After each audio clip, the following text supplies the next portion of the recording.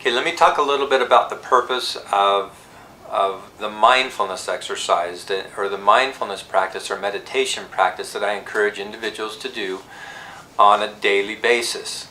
Again, when I talk about a couple vital behaviors that can change your life, it's just small and simple things. And if you were to spend 10 minutes a day doing the following meditation,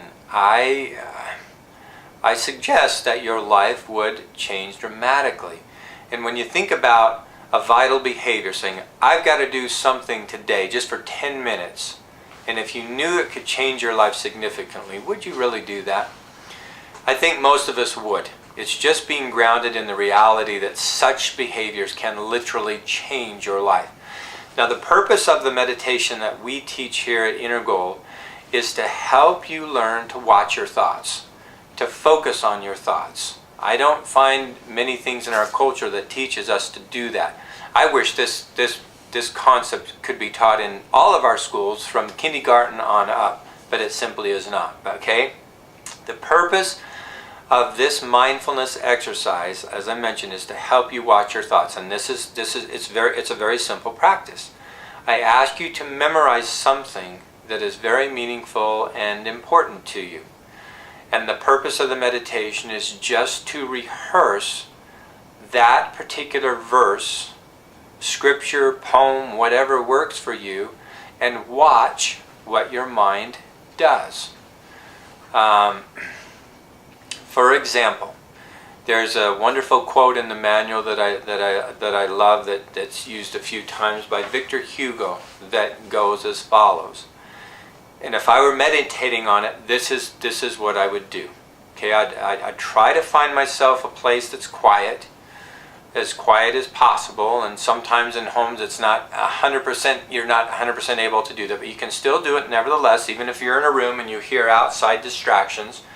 The purpose is to proactively focus on the verse of this meditation and just watch what your mind does. And when the mind strays, you simply bring it back. For example, if I was meditating on the following verse, this is what I'd do. And you don't have to sit in the lotus position or anything like that. Most of us couldn't do that if we tried anyway. So it's just getting comfortable, kind of getting grounded and relaxed.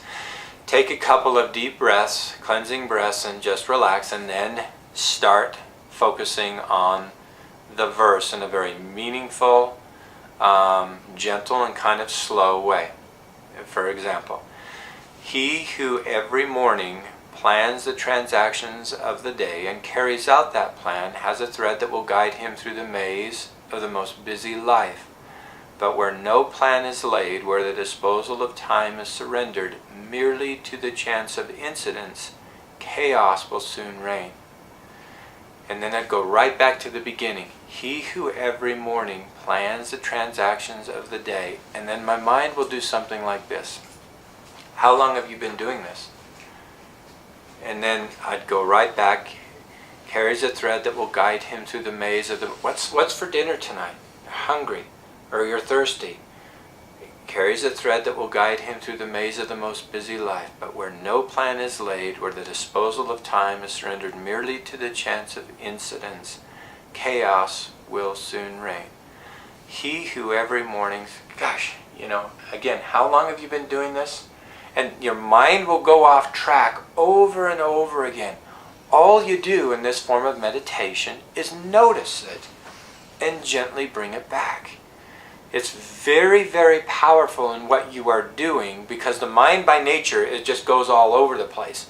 And so you just gently bring it back, and at the beginning stages of this, yes, you become more frustrated and chaotic because you're noticing what your mind really has been doing all along anyway, but you are becoming proactive to say, I'm going to take charge of my mind, and I'm going to direct it in a particular area. And so let's say when you start this form of meditation, the first time you do it, there's 50 distractions in 10 minutes. And then you do it for 2 months. And then all of a sudden you're down to 30 distractions. And so forth until in a year or two, if you're doing it consistently, that you notice you're able to stay focused on the verse and maybe have 1 or 2 or 3 distractions. Now you don't have to keep doing the same verse over and over again. Have a number of different verses memorized. But the point is, whatever you choose to focus on, that particular meditation session, that's what you do. And you notice the mind trying to, well, let's do another verse too. And then notice it trying to do that and go, no, this is specifically what I'm doing for this 10-minute period of time. 10 minutes is not all that long, or so it seems, right? And then when you're doing this, you go, oh my word, my mind just wants to go in different directions. Now, why do we do this? So let's go back to the philosophy of the daily planning sheet. You have your future vision statement, and some actually choose to meditate on their future vision statement and have that memorized. And so you have this statement, this is who I am, physically, emotionally, spiritually, and the way I want to be sexually. Then you go out into the world, and then you have a trigger, something trying to pull you off track. You simply bring it back to, now what's my future vision statement? Who am I? Things stated in the present tense, and you go back to that over and over again.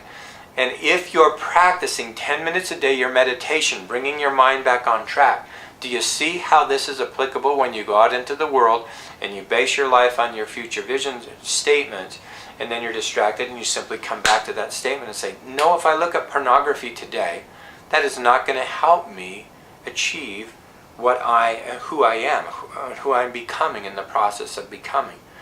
And you have strength to come back because you have built those neurotransmitters, or not the neurotransmitters, but the connections up there. You're rewiring the brain, the neuroplasticity of the brain. You're strengthening the connection, so you actually, it's like a muscle. The brain has the capacity to get you to go in a positive direction. And then you learn not to go over into that behavior. That's the quest of this process.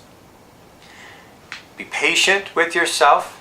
Remember, a lot of people, when they first hear this, they get all excited and they go, man, it's like going to the gym and you haven't gone to the gym for 3 years and you start going, I'm going to pick up a 50-pound weight and start doing some curls. I guess if you're super strong that works well, but generally that doesn't work too well. You got to be patient and consistent.